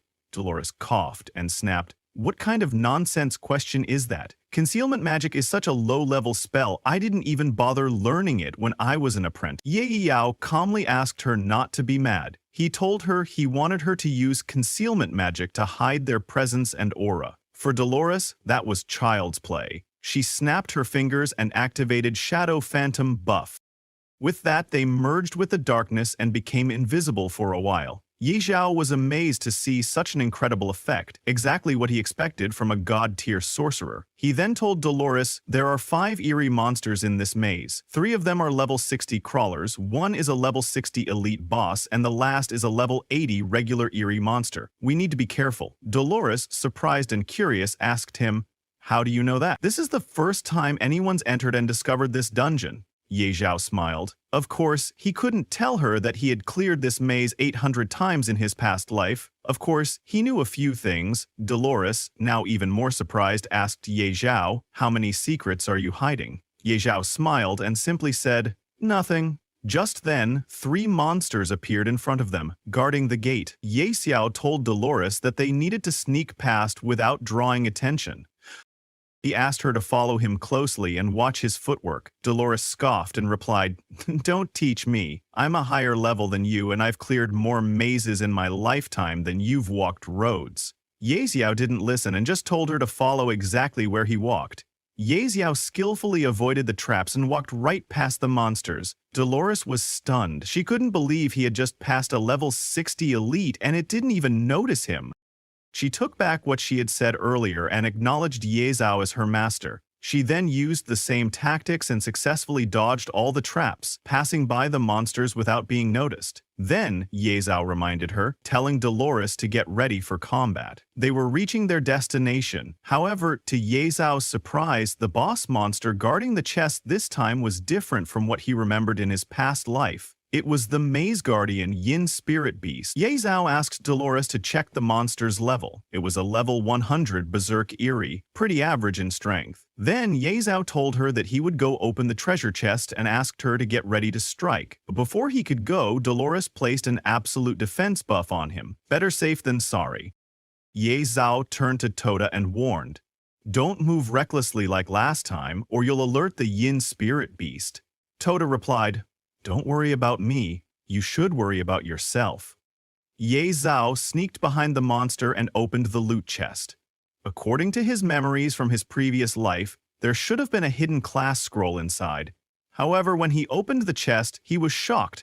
The treasure inside was different from what it had been in his past life. As he was trying to make sense of it, the boss monster noticed him and tried to attack. But Dolores reacted just in time and used Frost Shock to stop the monster. She shouted to Ye Xiao, "Hurry up! I'm barely holding him back." Ye Xiao ran, but the monster quickly broke free from the Frost Shock and began chasing after him. Panicked, Ye Xiao called out to Dolores for help. Dolores quickly stepped in front of him and activated a 5-point magic formation, restricting the monster's movement. Meanwhile, Ye Xiao checked the loot he had gotten from the chest. To his surprise, the scroll was made of sheepskin, and more importantly, he had received a diamond-like item, a heaven-rank treasure. It had an active skill cooldown power, cooldown stone. Effect resets the cooldown of any skill or item regardless of its rank. Cooldown 3 days. Ye Xiao was amazed. With this item, he could reset any of his skills' cooldowns instantly. Then Dolores asked Ye Xiao, "What do we do about the boss? Should we fight it or run?" "Of course we're going to fight it." Ye Xiao replied, "Go all out and unleash your full power." Dolores released her full strength and landed a devastating thunder strike on the monster. The monster roared in pain. Yi Xiao, confused, asked, "Why is the boss screaming like that?" "Don't shout it. It's not going berserk, it's summoning something." To their horror, the monster wasn't going berserk. It was summoning the dragon they had seen before entering the dungeon. The dragon broke through the dungeon roof and unleashed a fiery breath, burning everything in its path. "Run for your life!" Dolores yelled. "There's no way we can beat that thing." But she was exasperated. Why does it always come down to running for our lives, and how the hell can a yin beast summon a dragon? Ye Zhao shrugged. "Maybe they're just neighbors who protect each other's territory." Toda scoffed and shouted, "Shut up and run! The monster's catching up and it's targeting you, Ye Zhao! It's gone berserk and is immune to slow effects. Run!" But Ye Zhao suddenly stopped. "There's no way I can outrun it," he said. "If it's going all out, then I have no choice. I need to take it down first." Dolores warned him, "That thing is level 100. You're only level 12. You can't take it down." Ye Zhao knew that, but with his cooldown stone and Brutal chapter, this was the perfect chance to test his firepower. Dolores couldn't believe it. "You're seriously gambling with your life here." Ye Zhao used the cooldown stone, removed the cooldown on Brutal chapter, and launched the attack on the monster. But to his dismay, it only dealt 242 damage. He stared at the number in disbelief. "That's it? That's all the damage I did?" But then, to his surprise, the damage number started rising. The tiny hole he had made in the monster's chest expanded rapidly, and within moments the monster's body exploded. The yin beast was killed instantly. Stunned and confused, Ye Xiao wondered what had just happened. The system informed him.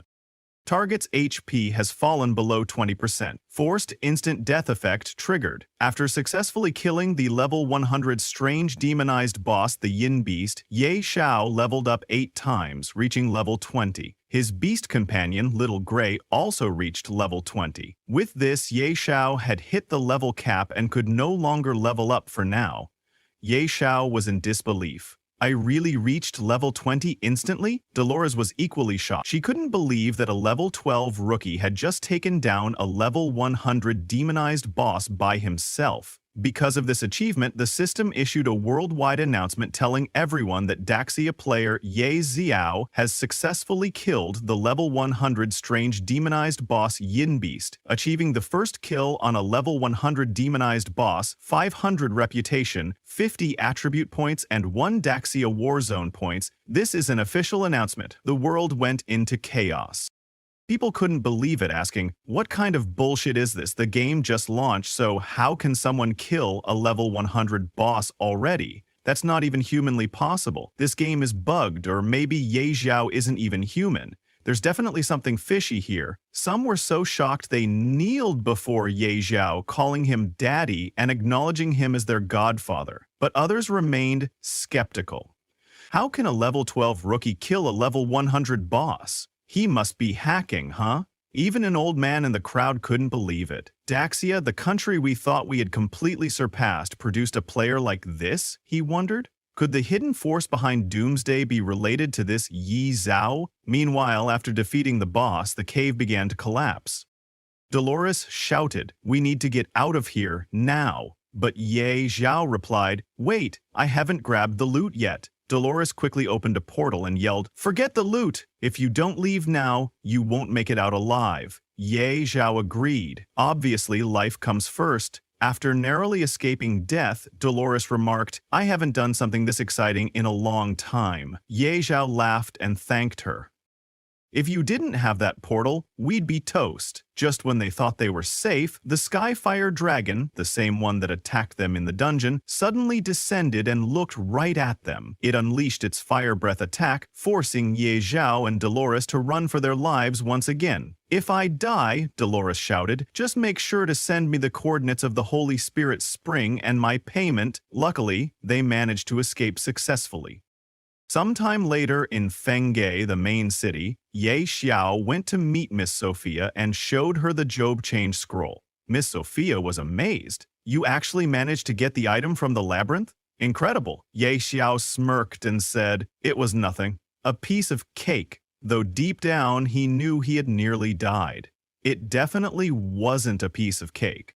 Now that he had the scroll, he asked Miss Sophia, "How do I unlock the hidden class?" Miss Sophia examined the scroll and said, "This parchment doesn't seem to be a class-changing scroll." Yi Zhao was confused. "What do you mean it's not a class-changing scroll?" Miss Sophia explained. "According to my uncle, Stir, this parchment doesn't change your class. It unlocks your hidden potential and awakens a unique class meant just for you." She asked Ye Zhao to follow her and brought him into a secret chamber. Ye Zhao was surprised. "I never knew this estate had a hidden room. I don't remember discovering this in my past life." Inside the secret chamber, a man was standing before them. He introduced himself. "Welcome, Yi Zhao. I am Stir, Royal Beastmaster, and the one you seek." Yi Zhao greeted Mr. Stir and told him that he was there to unlock his hidden class. However, Mr. Stir was surprised, saying, "I thought this method of class changing had vanished from the world, but it seems I was wrong." He took the job-changing scroll and agreed to assist Ye Zhao with his class transition. He asked him, "Are you ready?" Ye Zhao smiled and said, "Ready. I can't wait any longer." Mr. Stir nodded and told Ye Zhao, "This parchment will awaken the deepest power within you. Follow your heart's guidance." He also instructed Ye Zhao to stay calm, not panic, not resist, and to guide his energy around his body with focus and intent. As Ye Zhao followed Mr. Stir's instructions, energy orbs began to appear around his body. Mr. Stir was stunned. He couldn't believe what he was seeing. Ye Zhao had activated all 5 crystal balls. Miss Sophia, noticing her uncle's shocked expression, asked him, "Is this what you meant by the Supreme Class transfer?" Mr. Stir nodded. "Look at those 5 crystal balls around him. They represent potential. When I changed my class, I could only activate 3. But this man, he's breaking the limits of humanity and activating all 5? Is this guy even human?" Miss Sophia, excited, couldn't believe her uncle thought so highly of Ye Zhao. Could Ye Zhao be something far beyond an ordinary person? Suddenly, a system notification comes, congratulating Ye Zhao for successfully completing the class transfer quest, Whispers of the Dragon, and changing his class to the unique hidden profession. Due to the infusion of mysterious power, his class rank has been upgraded. He has surpassed the class rank limit and advanced to the unique God-tier hidden profession. After successfully changing to a hidden God-tier profession, Yi Xiao's body overflowed with power. But what surprised him even more was when he looked at his new status. It was insane. Mr. Stir was in disbelief. Someone actually unlocked the legendary Beast God Master class? That means he's mastered the supreme power of the Beast God and gains 40 attribute points per level. Ye Zhao was equally amazed when he saw the stat boosts. Even the God's Guardian set came with a crafting blueprint, equipment that grows in power, and it starts at epic rank. However, the materials needed to craft it were all rare, and he'd have to hunt dangerous monsters to gather everything. Yi Xiao thanked Mr. Sir for assisting him with the class transfer. Mr. Stir told Ye Zhao, "Now that you've stepped into the divine realm, your potential is limitless."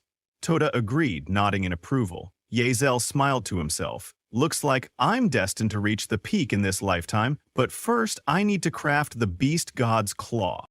Meanwhile, somewhere else in the game, a group of players arrived to challenge the Abyss-level trial after witnessing Ye Zhao's solo clear. They approached the respected Guardian and said, "We wish to challenge the Abyss trial." Seeing the 3 of them well-equipped, the Guardian asked, "What level of the trial are you attempting to unleash?" But one of them, a man named Tiger Unleashed, stepped forward and said, "I'm going solo." Abyss-level trial. The Guardian was stunned. "Another one trying to solo the Abyss-level trial," Tiger Unleashed replied confidently. "I live for challenges. No regrets, even if I die." The 2 girls with him wished him the best of luck and said they'd wait outside for his good news. Tiger Unleashed gave them a thumbs up and said, "Don't worry, you won't be waiting long." The Guardian couldn't believe what he was seeing. These visitors from another world? They're really built different. 5 minutes later, Tiger Unleashed came running out. covered in wounds, shouting, "Heal me! Heal me!" His companions quickly helped him and asked, "What happened inside?" Tiger Unleashed replied, "The monsters in there were mutated and terrifying. They're not weak enough to be soloed by just anyone." One of his companions gave him a healing potion and realized not just anyone can solo the Abyss level trial. Meanwhile, at Great Rift, in a level 20 trial of Abyss level, Ye Xiao arrived to level up, but when he looked at the surrounding community, he was surprised to see how lively it was. People were talking non-stop, asking questions like, "Who is Ye Xiao really? What kind of bug is he using to level up so fast?" Ye Xiao, however, didn't want anyone to know his identity. He just wanted to lay low and focus on leveling up. He sat down on the ground enjoying the view while his beast companion Little Gray fought monsters to gain experience. Little Gray used Dragon Claw and dealt 2,354 damage, instantly killing a rock monster. After defeating it, the monster dropped 2 Dark Gold rank equipment items, the Rock Shattering Hammer and the Rock Great Sword, a 2-handed sword. Just as Ye Xiao bent down to pick up the items, a boss monster suddenly appeared in front of him. It was a level 20 Abyss Watcher of King rank. Ye Xiao couldn't believe it. A King-level boss. Fortunately, it was only level 20. He quickly charged at the boss with the sword he just picked up and ordered Little Gray to attack. Meanwhile, back at the Abyss trial, Tiger Unleashed, who had attempted to solo it, had unfortunately died during the trial. His companions were in shock, asking, how could this happen? They had followed Ye Xiao's leveling path exactly. There was only one explanation. If Ye Xiao cleared the Abyss trail, he must have found some kind of exploit. As they were discussing this, another system announcement appeared before them. It was a world announcement telling all the players that Ye Xiao from Grand Jia Nation has successfully cleared the level 20 Abyss trial, becoming the first in history to do so. As reward he got epic item Stone of Valor, 1 Grand Jia Nation Warzone points. Ye Xiao had defeated the king-level boss. However, to his surprise, there was no loot. Just another Abyss Stone fragment. He was confused. When I killed the Wanderer, it also dropped a fragment, and now the Watcher dropped one too. What exactly are these things? Could these fragments be used to synthesize some kind of divine equipment? Yao placed the fragment in his inventory. No matter what, I'll figure out what these are used for eventually. Time to head back. When he returned to town, the city guards congratulated him for passing the trial and handed him his reward, an epic rank item, Stone of Valor. They informed him that it could be used to enhance the Badge of Bravery. Ye Xiao was amazed. It's actually an item to enhance the Badge of Bravery? Without wasting any time, he used the Stone of Valor to upgrade his badge. Because of that, his Badge of Bravery successfully evolved into a legendary grade badge. The new effects were so powerful, Ye Xiao couldn't believe it. With this legendary badge, even the level 30 area will be a piece of cake. Let's go, haha! However, before he could head out, a system notification popped up in front of him, saying that, due to upcoming maintenance, the game will be temporarily shut down soon. Ye Xiao was confused. What's going on? Does this mean we can finally exit the game and return to reality? Other players also received the same notification and were relieved to see that they could finally log out and meet their families again. Moments later, one by one, all the players began logging out of the game and returning to the real world. Back in the real world, at Ye Xiao's house, he quickly turned on the TV and started watching the news about the game, where the reporter was saying, after Daxia, the United States has also become engulfed by the Apocalypse game. Experts predict that this supernatural game phenomenon will soon sweep across the entire globe, falling asleep and being automatically transported into the game. Or apocalypse has become a problem that all of humanity must face. A player named Meng Hu Chu Long was found dead in both the game and the real world, raising terrifying concerns. How dangerous is the Abyss difficulty trial? What future awaits ordinary players? Seeking answers, a reporter invited one of the top-ranked players, Qing Feng, to discuss how to level up safely and successfully. Qing Feng told the reporter that he had led a team to conquer the hard difficulty advancement trial. In today's livestream, he would also discuss whether dying in the trial truly affects real life. Meanwhile, to Ye Xiao, the name Qing Feng sounded unfamiliar, but interesting. He was curious to see what kind of skills Qingfeng had. The reporter asked Qingfeng, as the first player to pass the hard difficulty advancement trial and the only one since Ye Xiao to clear an advancement trial, "How do you feel?" Qingfeng replied. "I didn't pass the trial alone. I barely cleared it with my team's help. I was just lucky," the reporter continued. "What do you think about players now entering Apocalypse whenever they fall asleep?" Qingfeng answered. "As for the existence of Apocalypse, officials still have no explanation, but surviving in this world is far more complicated than it seems." Then the reporter asked him, "We've also learned that Ye Xiao, a player from Daxia, has cleared the Abyss difficulty trial twice. As a fellow top player, what do you think?" Qingfeng replied seriously. "Ye Xiao and I aren't even in the same league. Even if all the other players on the leaderboard combined their strength, they probably still wouldn't be able to beat him." Meanwhile, in another location, a man in a white suit, watching the interview, realized something. "If I could make someone like Ye Xiao work for me, I would gain absolute power in the world of Apocalypse." He turned to his butler. "Fu, use all available resources. Find out everything about this Yi Xiao." At the same time, Yi Xiao was also processing what had happened. The game unexpectedly underwent system maintenance and forcibly logged everyone out. Players can only enter the game by falling asleep. Seeing this, Ye Xiao realized, "The invasion of reality by Apocalypse is progressing more slowly than in my previous life, but that's actually good. It gives me a great chance to level up faster. For Beast Tamers, level 30 is a crucial milestone. At that level, they unlock an additional beast slot. No need to think too hard for now. I'll just get to level 30 first." Without wasting any time, Ye Xiao logged back into the game and entered level 30, Grey Mist Valley. He summoned Little Grey and started hunting monsters to level up. Little Grey used a stun technique to restrict the monster's movement, then followed up with Fire Breath, killing them instantly. Both of them leveled up to level 24.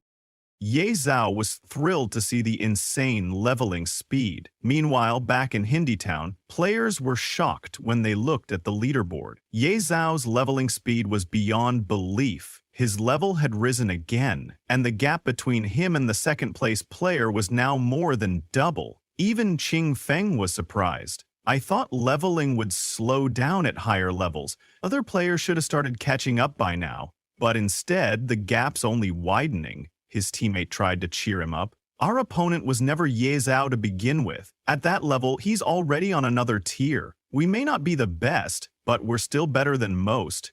Getting second place is still something to be proud of." Another teammate 30 minutes nodded. "That's right. Besides, we still hold 3rd, 4th, 5th, and 6th place. That's more than enough." Meanwhile, at Beginner Village number 9527 near the Dragon's Nest, two dragons were speaking to each other. "Glorious Dragon and Fire Dragon," the Fire Dragon asked. "The egg has been missing for days, yet you're still hiding in this dark corner, sleeping peacefully. As the Dragon Prophet, you bear the fate of our entire race?" The Glorious Dragon calmly responded, "Have you not sensed it? That human carries an aura the gods despise." The Fire Dragon narrowed his eyes. "Are you talking about the repulsive gods? But you don't believe in that tale. How could a mere human insect possess such power?" The Glorious Dragon replied firmly. "I am the Dragon Prophet. I can see further than you. That is why I'm willing to entrust our race's future to this mortal." The Fire Dragon growled in frustration. "You're being reckless," but the Glorious Dragon shook her head. "There is no time left. We must act quickly, before it's too late. Darkness will transcend space and time, devouring all. This mortal is the last hope." So, she asked the Fire Dragon to follow her. However, the Fire Dragon did not agree. How could he entrust the fate of the dragon race to a mortal? But the Glorious Dragon told him not to worry too much, just to follow her and see for himself. Meanwhile, a group of players finally arrived at Winleaf Main City. It hadn't been easy, but they made it. Besides Nightshell, they were likely the first players to reach Winleaf Main City. As they celebrated, they suddenly heard a noise and noticed two giant dragons flying above the city. One of the dragons was carrying someone who was shouting for help. It was Ye Xiao, calling out for aid as the Judgment Dragon kidnapped him. Toda, however, told him to stop yelling, saying, "There's no one strong enough to save you." The players, who had just entered Windleaf City for the first time, couldn't believe what they were seeing. They had never seen such massive dragons before. What shocked them even more was that Nightshell had been captured, and the dragons seemed to be carrying him somewhere. A blue-haired man said that even if they reached level 100, no one would dare interfere with a dragon of that caliber. One of his teammates asked if they should follow it, but the blue-haired man warned, "That's the Judgment Dragon. One sneeze from it, and we're all gone. There's no way we can save him." The news spread through the community quickly. The players who witnessed the scene firsthand told everyone that a dragon boss had appeared outside Windleaf City, one of the main cities. A poor, unlucky player had been captured. Big shot Qingfeng Quizu revealed that the unlucky player might be Night God. What does being caught by a dragon mean? Here's what ordinary players say, what top players say, and what a leaderboard veteran shockingly reveals. Players around the world were stunned, wondering why Night Xiao had been caught by 2 dragons. Some of them hadn't even seen a dragon yet, and Night God was already dealing with 2? No wonder his level was so high. The dragons must be power leveling him. That's some insane grinding speed. Some players were jealous, thinking if I were that powerful, I'd probably be level 30 by now too. How could Nightshell already be interacting with such high-level creatures? That's unbelievable. Meanwhile, the 2 dragons brought Ye Xiao into their lair and released him. Ye Xiao, a little scared, wondered why they had captured him, but when he looked closely, he realized they looked familiar. Toda smirked and asked if Ye Xiao had forgotten the good deeds he'd done. These were the same dragons he had messed with before. Ye Xiao realized he was doomed. One of them had its egg stolen by him, and the other had its home looted. Things weren't looking good. The fire dragon approached Ye Xiao and asked if he wasn't afraid. Ye Xiao, clearly frightened, gathered his remaining courage and said, "You can kill me or flay me, do as you wish, but I'm not afraid of you." But inside his head he thought, who wouldn't be afraid? Anyone who says otherwise is a fool. The red dragon reassured Ye Xiao and told him he didn't need to fear them. He revealed that the dragon egg Ye Xiao had taken was the last hope of the dragon race. Bringing him here was to bestow upon him a great opportunity. He, Ye Yao, a little confused, asked if they were talking about Little Gray the fire dragon. However, became furious that Ye Yao would dare give such a disgraceful name to a dragon. But Ye Yao insisted that Little Gray really liked the name. The red dragon intervened, reminding the fire dragon that time was running out. The fire dragon agreed, and both dragons flew into the sky, chanting in the name of the dragon god. Meanwhile, Ye Xiao, confused and scared, asked, "What are you going to do to me?" He nervously added, "I was just joking earlier. If you let me live, I'll do whatever you want." Toda also tried to clarify, telling the dragons, "I don't even know him that well. The dragon egg theft really had nothing to do with me." However, they didn't listen. They continued chanting, and suddenly energy began pouring from their bodies into a massive dragon statue in front of them. Because of that energy, the statue's eyes began to glow. Then, the statue turned toward Ye Xiao and bestowed the blessing of the Dragon Clan upon him. He received a part of the Dragon Clan upon him. Meanwhile, on the Doomsday Forum, major changes were happening across the server. The Axian Nation continued to dominate, occupying the entire top 100 of the level rankings. But the second spot on the leaderboard had changed. Jinyu Yexing showcased top-tier assassin skills, skyrocketing to level 14, replacing Mingye Ruya and widening the gap. Nightxiao remained at the top, but he hadn't leveled up in 3 days. Has the new god fallen? Ever since being taken by the dragons, Nightxiao had stayed at level 30 for over 3 days, and players were wondering what had happened to him. They kept asking, does anyone know what's going on? What really happened to Night God? No one knew. But judging from his usual pace, something unexpected had probably happened.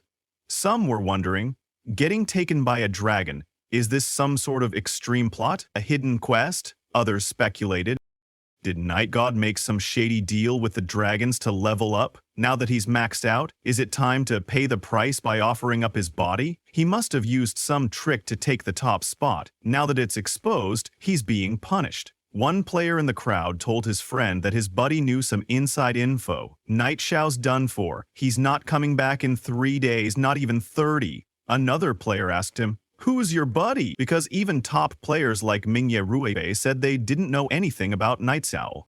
How can your buddy know when even the top players don't? Meanwhile, after receiving the Dragon God's blessing, Ye Xiao had become stronger and then passed out. When he opened his eyes, he found himself in a level 40 monster hunting area, and the 2 dragons were gone. Without wasting any time, he opened his status window to check if he had gained unique skills or boosted stats from the Dragon God's blessing. But to his surprise, after all that trouble, he didn't feel much of a change in his attributes. Then he checked his skills, wondering if there was something new. At first glance, nothing seemed different. But looking closely, he realized he had genuinely received a new skill named Money Shield. With this skill, 100 gold coins could be converted into 1 shield point, and he currently had 1.81 billion gold coins. The shield blocked true damage, special damage, attribute damage, and was immune to shield breaking, execution, and instant death effects. Ye Xiao was stunned. He couldn't believe how insane this skill was. To his greater surprise, it didn't even have a cooldown. Since his God of Fortune class had gained new talent skills, he wondered if his Beast God Controller class had gained anything too. When he checked, he was shocked. He had unlocked a new innate talent, Infinite Beast Mastery, level 1. With this skill, he could tame an infinite number of beasts. Ye Xiao was beyond excited. He couldn't believe he had hit the jackpot. Even Royal Beastmasters only got 3 core pets, and now he could tame infinite beasts with no limits. Is this real, or am I dreaming? He wondered. He thanked the mighty dragon gods for giving him such a blessing, and promised to burn incense for the 2 elder dragon gods, thanking his ancestors for 8 generations. Sometime later, he headed toward the level 30 trial hall. The guard recognized him and asked if he was going to take the abyssal level trial. Ye Xiao nodded. Upon hearing this, the guard asked him to wait a moment, then opened the gate to the abyssal level trial for him. As Ye Xiao walked in, the guard showed him the way and wished him the best of luck. Ye Xiao thanked him and stepped into the abyssal level trial, but to his surprise, this time it was a Snowtown dungeon. "It's so cold," he muttered, freezing. If he had known it would be this cold, he would have worn something warmer before entering. Just as he was thinking this, suddenly a snowball came flying toward him. Ye Xiao quickly dodged it. However, Toto was confused and asked, "Instead of dodging it, why didn't you use your shield?" Ye Xiao smiled awkwardly. "I forgot about that." Just then, a snowy monster, Mute Yeti, rushed toward Ye Xiao to attack. Ye Xiao quickly ordered Little Gray to show them who was fiercer. Little Gray used Dragon Breath and instantly killed the mutant Yeti. Ye Xiao was shocked. He couldn't believe Little Gray had killed a mutant Yeti with 1 attack. But when he looked at Little Gray's status window, he was stunned. All of Little Gray's stats were insanely boosted. After receiving the Dragon God's blessing, Ye Xiao wasn't the only one who had gotten new skills. Little Gray had also received insane skill boosts and stat increases, but reaching out to and far in order to catch up, the increasing monster AX Mine rushed toward them to attack. Ye Xiao quickly ordered Little Gray to eliminate them. Little Gray used Dragon Breath again and killed all the monsters one by one. Half an hour later, Ye Xiao successfully slew the Seeker of the Abyss, a king-tier monster. Ye Xiao laughed. "I can't believe a king-tier monster is this weak." However, Toto warned him, "Don't get cocky. Remember how badly you got crushed before?" Meanwhile, after Ye Xiao cleared the Abyss level trial, the system announced, Daxia player Night Zhao has passed the Abyss level advancement trial, becoming the first ever hero to clear the level 30 Abyss trial. Reward: Epic item, Heroic Radiant Stone. 1 point added to Daxia Warzone score. All the players who had seen the news about Ye Xiao being taken by dragons and thought he was dead were now in shock. One of them told his friend, "I knew it. Night God was preparing something big this whole time, but no one believed me." Some were still wondering, how did this guy get taken by dragons and still come back? Daxia's advantage just keeps growing. A man in red armor told his colleague, I knew it, there's no way a character like him would die so early. A player in a hoodie agreed. I can't believe even the level 30 Abyss trial could be cleared. This guy's potential really is bottomless. The man in red armor told his men, let's go back to the city. I want to meet this interesting fellow and try to bring him under our command. That's when the real game begins. Meanwhile, Ye Xiao, after successfully clearing the Abyss-level trial, received Abyss Stone Fragment 3 as a reward. Ye Xiao was confused, wondering just how many fragments are there. For now, he didn't know. He also received another reward, the Heroic Radiant Stone, an epic-grade item. It was a rare material infused with radiant energy from the Heroic Stone, capable of further enhancing the Heroic Emblem. Only powerful heroes were qualified to own it. With this Heroic Radiant Stone, he could enhance his Heroic Emblem again. As Ye Xiao was leaving, the guard said goodbye to him and told him to take care. Ye Xiao thanked him and said goodbye as well. Sometime later, at Fenghe Main City, Ye Xiao pulled up his hood to cover his face, seeing how crowded the city had become. He had been missing for several days, and now Fenghe was packed with players. But he didn't care. He went straight to the appraisal shop to get his gear appraised. To his surprise, there were so many people standing in line outside the shop. However, Ye Xiao didn't have to worry. He had first-class citizenship. He walked straight into the shop and told the shopkeeper, I want to appraise my gear. But the shopkeeper, without even looking at him, snapped, get in line, don't bug me. However, when he looked at Ye Xiao more closely, he suddenly recognized him. His attitude changed immediately. He politely approached and warmly welcomed him. The other players waiting in line weren't happy at all. Furious, they muttered, just because he's first class, he gets to cut the line? But Ye Xiao didn't care. He took out his heroic emblem and asked the shopkeeper, help me enhance this first. The shopkeeper was shocked to see the heroic emblem. Without wasting any time, he started working on it carefully. This thing's so valuable, I don't want to mess it up, he thought Manhwa. Other players outside the shop were watching and wondering, what kind of good item is that? Doesn't look like much, just a shabby emblem. But as the shopkeeper began enhancing the heroic emblem, the ice-cold air inside the shop started glowing from its radiance. What they saw next shocked them. The shabby-looking emblem they mocked was actually legendary-grade equipment. However, Ye Xiao wasn't satisfied. Another legendary item, he muttered. He had been expecting more. In his eyes, this didn't seem like a huge upgrade. Seeing the legendary-grade equipment, the other players began to whisper among themselves. Could this guy be the famous Knight Zhao, the one who passed the Abyss-level trial? They rushed toward Ye Xiao, asking him to add them as friends. Some begged him to sell the legendary-grade equipment, while others even introduced their sisters, hoping to team up with him. But the shopkeeper shouted, everyone, calm down, don't disrupt the store's business. Ye Xiao, wanting to stay low-key, quickly gathered his items and asked the shopkeeper, help me appraise these other items too. The shopkeeper smiled and said, don't worry, I won't disappoint you. The other players, however, were shocked to see so many dark gold gear pieces among Ye Xiao's items. They told him, you probably won't use all that gear, why not sell a few pieces? Some even bragged about their family backgrounds and offered him large sums of money, hoping to buy some of his equipment.